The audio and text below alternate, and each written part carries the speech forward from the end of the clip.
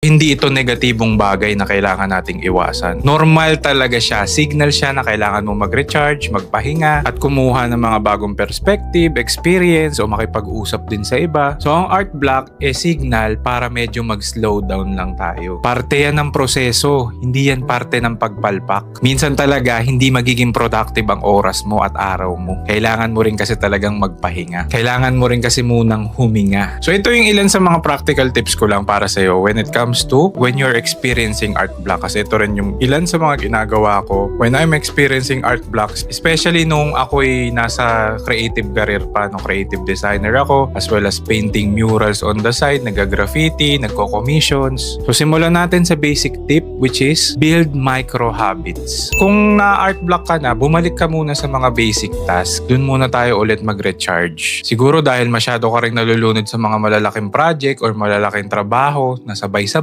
at sunod-sunod ka agad yung deadline, minsan kailangan mo munang bitawan yon at bumalik ka muna sa fundamentals. Mag-sketch ka muna, yun muna yung output mo, himayin mo yung mga micro task dun sa mga malalaking project na tinatrabaho mo, and mag-strategize ka ng oras sa araw mo kung kailan mo dapat trabahuhin yun. At syempre, kailangan i-limit mo rin yung social media scrolling mo. Kasi dahil din sa social media, nape-pressure tayo kagad na kailangan required tayo mag-output. Kahit naman deep inside natin, hindi pa naman tayo pa ganun ka-prepared